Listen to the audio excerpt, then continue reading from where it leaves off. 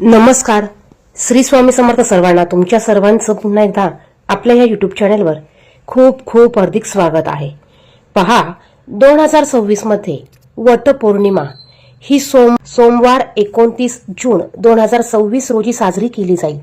पौर्णिमा तिथी 29 जून रोजी पहाटे सुरू होणार आहे आणि 30 जूनला संपणार आहे. 29 जूनला वटपौर्णिमा साजरी केली जाणार आहे. आता ह्या वटपौर्णिमेच्या दिवशी आपल्याला कोणत्या रंगाची साडी नेसायची आहे, कोणते शुभ रंग असणार आहे आणि चुकूनही आपल्याला या रंगाची या दिवशी साडी नेसायची नाही. त्याचप्रमाणे पूजेचा शुभ मुहूर्त काय असणार आहे अशी संपूर्ण माहिती आपण या व्हिडिओमध्ये पाहणार आहोत. व्हिडिओला सुरुवात करण्या अगोदर तुम्ही जर का चॅनलवर नवीन असाल तर असेच माहितीपूर्ण व्हिडिओ बघण्यासाठी चॅनलला सबस्क्राईब करा. कमेंट बॉक्समध्ये श्री स्वामी समर्थ लिहायला विसरू नका आणि व्हिडिओ आवडला तर नक्कीच लाईक आणि शेअर करा. नमस्कार मित्रांनो, आपल्या चॅनलमध्ये आपले मनपूर्वक स्वागत आहे. आजच्या व्हिडिओमध्ये आपण जाणून घेणार आहोत वटपौर्णिमा 2026 नक्की कधी आहे, पूजा करण्याचा शुभ मुहूर्त कोणता आहे, तसेच या दिवशी कोणत्या रंगाची साडी चुकूनही घालायची नाही. हिंदू धर्मात वटपौर्णिमेला अत्यंत महत्त्वाचे स्थान आहे. या दिवशी विवाहित महिला आपल्या पतीच्या दीर्घायुष्यासाठी आणि सुखी संसारासाठी उपवास करतात. या व्रतामागे सावित्री आणि सत्यवान यांची पवित्र कथा आहे. सावित्रीच्या दृढ निश्चयामुळे आणि पतिव्रतेच्या सामर्थ्यामुळे यमराजांनाही सत्यवानाचे प्राण परत द्यावे लागले.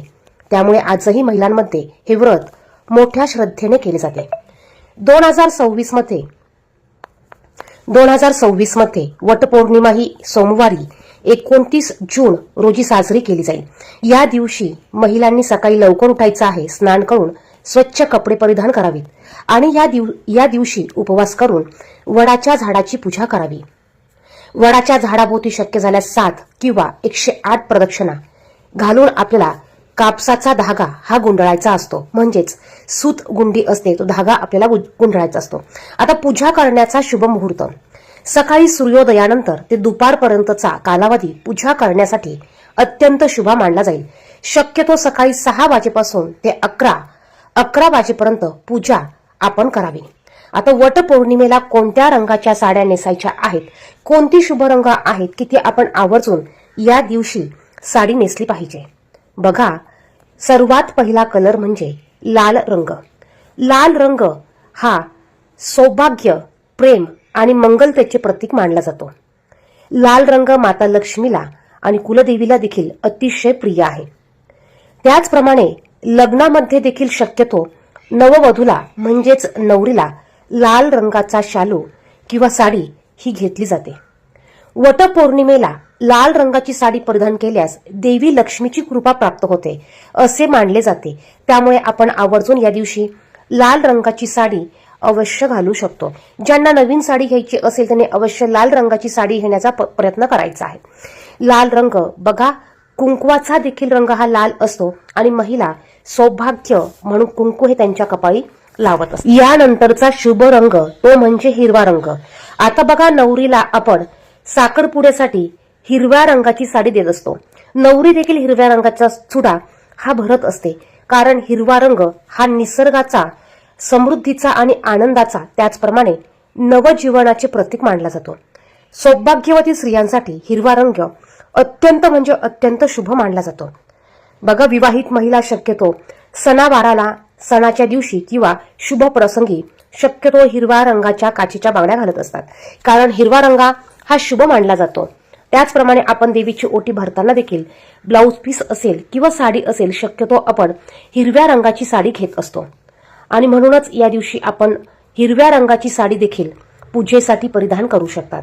त्यानंतरचा शुभ रंग हा म्हणजे पिवळा रंग. पिवळा रंग हा अतिशय शुभ मानला जातो. त्याचप्रमाणे भगवान श्रीहरी विष्णू, माता लक्ष्मी आणि गुरु ग्रहाशी हा रंग संबंधित आहे. भगवान श्रीहरी विष्णू यांना पिवळा रंग अतिशय प्रिय आहे. त्याचप्रमाणे पिवळ्या रंगाची साडी देखील नवरीला हळदीच्या वेळेस घातली जाते. त्याचप्रमाणे आपल्या सौभाग्य अलंकाराच्या वस्तूमध्ये हळदी कुंकूमध्ये देखील हळद ही पिवळ्याच रंगाची असते आणि म्हणूनच आपण या दिवशी अतिशय शुभ रंग म्हणून पिवळ्या रंगाची साडी देखील विकत घेऊ शकतो किंवा घरात असेल तर ती आपण परिधान करू शकतो. कारण हिरवा रंग आपल्या गुरुग्रहाशी संबंधित आहे आणि हळद देखील पिवळ्या रंगाची असते आणि भगवान श्रीहरी विष्णू यांना देखील पिवळा रंग हा अतिशय प्रिय आहे. आणि त्याचप्रमाणे पौर्णिमा तिथी ही देखील भगवान श्रीहरी विष्णू आणि माता लक्ष्मी यांना समर्पित आहे. त्यानंतरचा शुभ रंग म्हणजे गुलाबी रंग. गुलाबी रंग हा पती पत्नीमधील प्रेम वाढवणारा आणि नात्यात गोडवा निर्माण करणारा रंग म्हणून ओळखला जातो. गुलाबी रंग हा अतिशय शुभ मानला जातो आणि त्याचप्रमाणे या दिवशी आपण गुलाबी रंगाची साडी किंवा गुलाबी रंगाची छटा असलेली साडी देखील आपण परिधान करू शकतो. यानंतर म्हटलं तर मग आपण केशरी रंग, भगवा रंग या रंगाची साडी परिधान करू शकतो. कारण भगवा रंग, केशरी रंग, ऑरेंज रंग हा सूर्याशी संबंधित आहे. सूर्यदेवतेचा रंग देखील नारंगी आहे आणि म्हणूनच आपण शुभतेचं प्रतीक म्हणून या रंगाची देखील साडी परिधान करू शकतो. त्या व्यतिरिक्त आपण पोपटी, गुलाबी, टोमॅटो कलर, हिरवा कलर, त्याचप्रमाणे जांभळा कलर या रंगाच्या साड्या देखील आपण घालू शकतो. आता बघा, या दिवशी आपल्याला कोणत्या रंगाची साडी चुकूनही घालायची नाही. तर बघा, प्रत्येक शुभ कार्यात, देवाच्या कार्यात आपण काळ्या रंगाचा कपडा किंवा काळ्या रंगाची साडीही घालत नाही. कारण काळा रंग हा शोक आणि नकारात्मकतेचे प्रतीक मानलं जातं आणि म्हणूनच या दिवशी महिलांनी चुकूनही वटपौर्णिमेच्या दिवशी काळ्या रंगाची साडी चुकूनही घालायची नाही. जरी तुमच्याकडे असली तरी तुम्ही ती फंक्शनला, इतर प्रोग्राममध्ये घालू शकतात, परंतु वटपौर्णिमेच्या पूजेला काळ्या रंगाचे कपडे किंवा काळ्या रंगाची साडी तुम्हाला अजिबात घालायची नाही. त्याचप्रमाणे गडद निळा रंग जो आहे या रंगाची देखील साडी परिधान करू नये. आणि दुसरं म्हणजे जी जुनी कपडे असतात, फाटकी असतात, ती देखील पूजेच्या दिवशी आपल्याला परिधान करायची नाही. पूजेच्या दिवशी आपल्याला नवीन साडी आपल्या घरात असतेच, नसेल तर तुम्ही ती विकत आणू शकतात आणि ती परिधान करायची आहे. फाटलेले कपडे असतील, फाटलेले ब्लाऊज असेल किंवा इतर गोष्टी असतील तर त्या देखील चुकूनही परिधान करायच्या नाही. आणि सर्वात महत्वाचं म्हणजे पांढरा रंग. पांढऱ्या रंगाची साडी देखील आपल्याला पूजेच्या वेळी परिधान करायची नाही. आता त्याचप्रमाणे बघा, बांगड्या आपल्याला या दिवशी अवश्य काचेच्याच बांगड्या घालायच्या आहे. मग तुम्ही 2 घाला, 5 घाला, 7 घाला, परंतु पूजेच्या दिवशी काचेच्या बांगड्या घालण्याचा प्रयत्न करा.